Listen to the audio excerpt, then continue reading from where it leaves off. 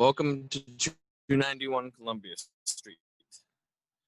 This is the front door. This is the basement door. So you go through this little gate, down some more stairs. When you enter, you're in what is basically the laundry room. There's non-coin operated washing machine. The dryer has been broken for several months. There are no plans to fix it. There's a workbench area here that I use as a workshop, and also just lots of clutter and junk. But this is the front door to the apartment. So when you open the door, you're in the kitchen. To the left is all of your counter space, which I'm not making very good use of right now.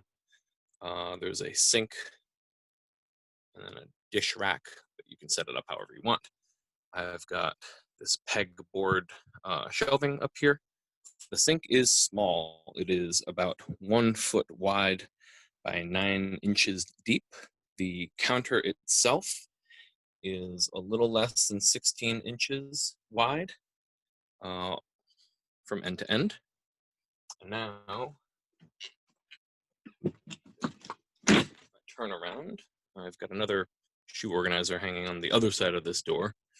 But on the other side is some drawers and cabinets and shelving. I've got a microwave here. There's a 4-burner gas stove. It's pretty small. I don't know exactly how wide it is, but it is 4 burners. Those cabinets do open, and I store pots and pans in there. There's another cabinet to the left. Pretty normal sized fridge.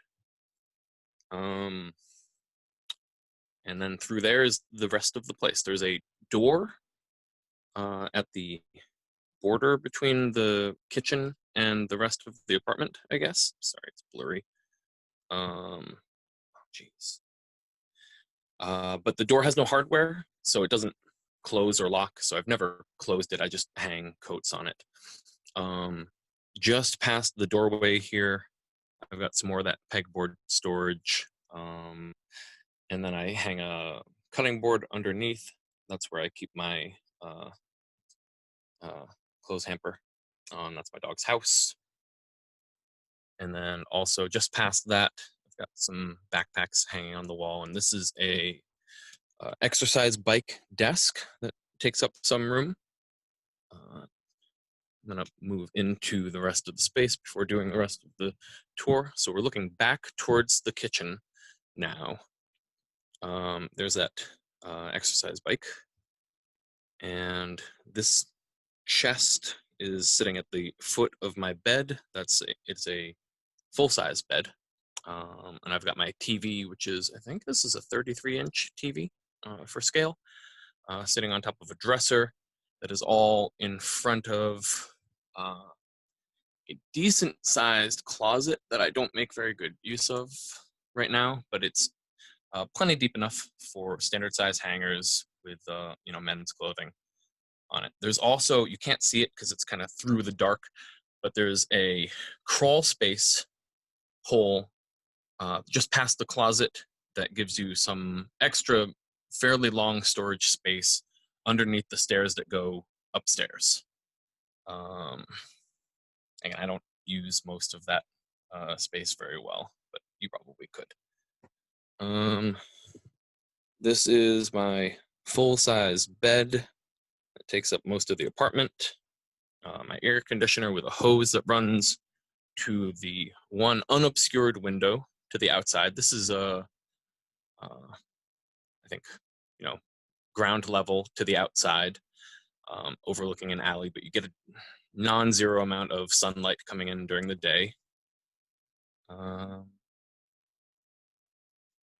then I'll step back and show you the rest of the space. So I've got a rocking chair, and besides my bed, that's the only other furniture that I've got in here. The ceiling itself, sorry, this is me, is at this point is about 75 inches. I'm 5'9", and I cannot extend my arms overhead. It's plenty of clearance for me to live in here, but this is probably not the best place for a tall person. This black mat on the ground is 6 feet by 4 feet. So that gives you some idea of the dimensions that we're working in here. It's just a thick rubber mat for my squat rack and barbells and weights and things like that. So I'm going to move behind it now and look this way. That's the door to the bathroom, which is obscuring the cubicle bookshelf thing that makes up most of my storage. Wasn't great thinking on my part because of the mat and the squat rack, I cannot close my bathroom door, so I can't access a lot of that. But you're probably going to do this better than me, whoever you are. And so here we are looking at the bathroom. There's about a 6-inch step up into the bathroom. And then, as you can see, there's another, I think it might also be 6 inches, maybe a little less, step up to the toilet.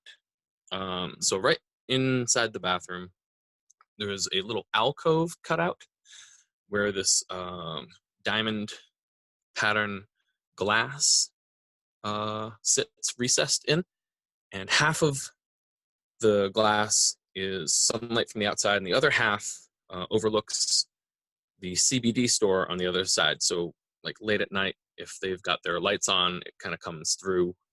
That's not like a big deal, but only half of this window brings in sunlight from the outside. But it's, considering that we're in a basement, it's a decent amount of sunlight, I guess. So if we come in here, so trash barrel, toilet, and then this piece of furniture that stands over the toilet. This was here when I got here, and it's a good amount of bathroom storage space.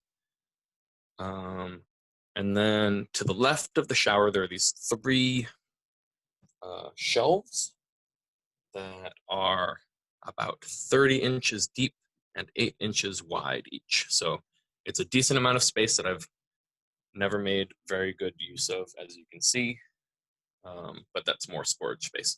The shower itself is quite small. It's about 30 inches square, so 30 inches by 30 inches, and the ceiling is about 75 inches. This is what passes for your bathroom mirror.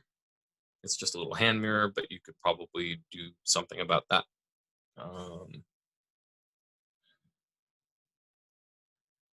And that's about it.